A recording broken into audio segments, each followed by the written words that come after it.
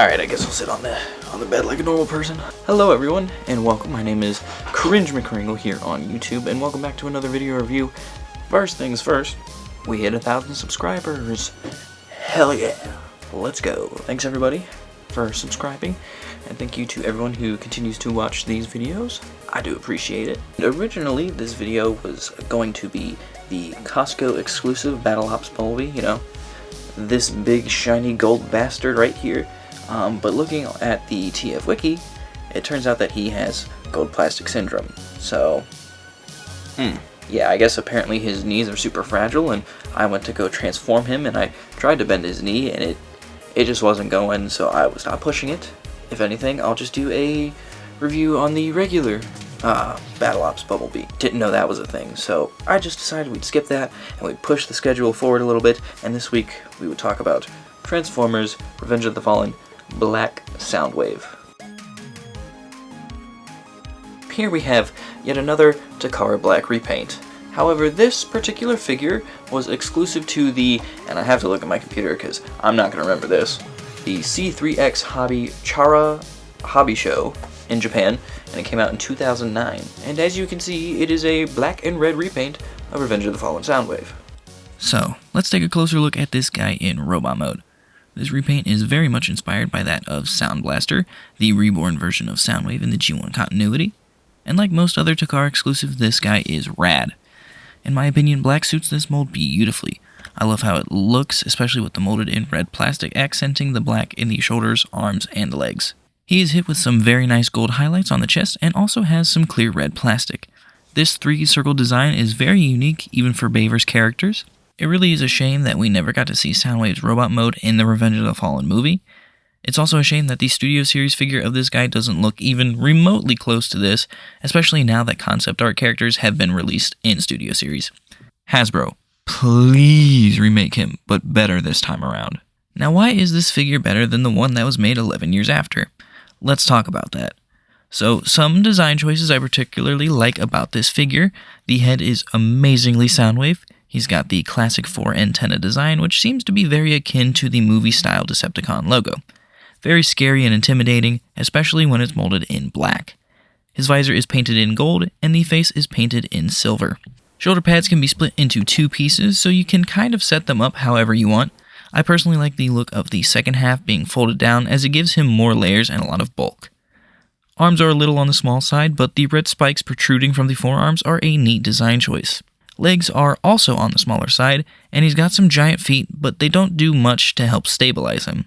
For articulation, Soundwave's head is on a ball joint, which allows him to look left and right, and he can also move back and forth. He's got a butterfly joint, arms go forward, back, and out, but there is a lot of kibble that gets in the way, bicep swivel, and double jointed elbows. Ab crunch. Legs go forward, back, and out. Kibble gets in the way, but not as bad as the arms. Thigh swivel, knee bend, toe bend, and an ankle pivot that I wasn't aware of until I finished recording footage. Overall, he's good. I've been able to get him into some dynamic poses despite my lack of creativity when it comes to stuff like that. Even for a figure with a lot of kibble, he still manages to look super good in a lot of poses. Time to transform Soundwave into his second mode of 3. Yep, Soundwave is a triple changer. Kind of. More about that later. I am currently transforming him into his satellite mode. It's a pretty straightforward process, as you mostly are just compressing everything together and putting him into a fancy T-pose.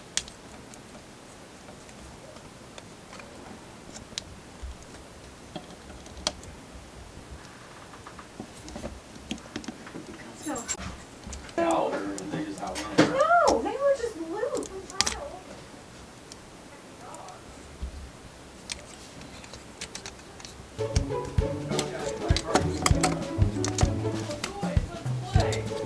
You're a good boy.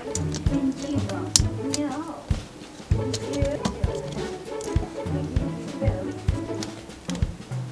And here we have satellite mode, which is certainly a thing. From this side, you see there is a lot less paint and way more molded black plastic. Not sure how this is qualified as being a satellite mode, but it's alright, I guess. I love the use of the clear red plastic throughout to break up the black, and the plastic in the head area looks pretty cool as it catches light very well.